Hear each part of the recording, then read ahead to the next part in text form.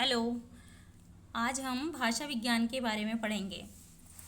भाषा के मुख्यतः 4 तत्व होते हैं: ध्वनि, शब्द, वाक्य और अर्थ। इन 4 तत्वों को ही भाषा विज्ञान के अंतर्गत भाषा विज्ञान का 4 अंग माना जाता है। भाषा के चारों तत्वों की परिभाषा निम्नवत है।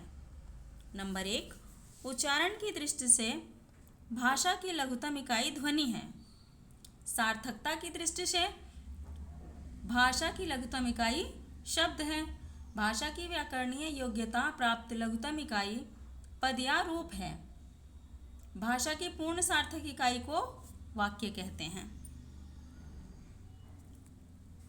अब हम ध्वनि विज्ञान के बारे में जानेंगे।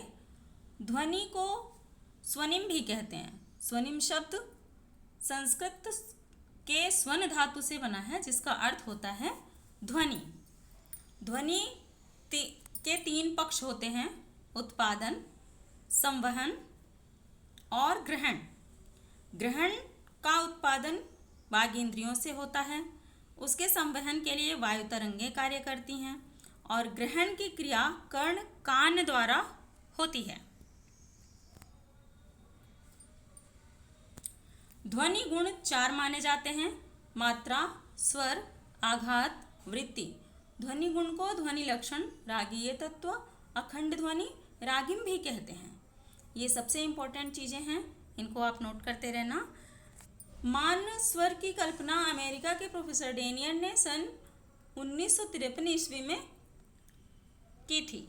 इसे कार्डिनल वोवेल्स भी कहते हैं। मान स्वरों की संख्या 8 है, जो किसी भाषा विशेष से संबद्ध न होकर के एक काल्पनिक स्वर है। जीभ की स्थिति, होठ की स्थिति और मुख विवर के आधार पर मान स्वरों का वर्गीकरण निम्न ढंग से किया गया है। मान स्वर मुख्य स्वर होते हैं, जो कि 8 हैं: ई, ए। ई जो है मुख विवर के आधार पर संवृत है, अग्र है, अवृत्तमुखी है, जो जीभ की स्थिति और होंठ की स्थिति के आधार पर भी है। ए अर्ध संवृत है, अग्र है, अवृत्तमुखी है। ए अर्धविवृत, अग्र, अवृत्तमुखी। आ विवृत, अग्र, अवृत्तमुखी। आ विवृत, पश्च वृत्तमुखी। ओ अर्धविवृत, पश्च वृत्तमुखी कहलाता है। ओ अर्ध संवृत, पश्च और वृत्तमुखी कहलाता है। उ संवृत, पश्च और वृत्तमुखी। मान स्वर को प्रधान स्वर, मेय स्वर भी कहते हैं। गौण मान स्वरों की संख्या 7 है।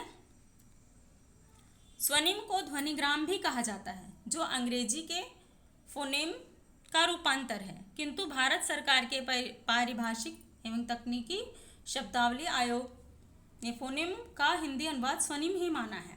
स्वनिम के 2 भेद हैं: खंड्य और खंडेतर। ऐसी ध्वनियाँ जिन्हें हम स्वतंत्र रूप से उच्चारित कर सकते हैं, उन्हें खंड्य स्वनिम कहते हैं। इसके 2 भेद हैं: स्वर और व्यंजन, जिसको हम आगे आपको बताएंगे।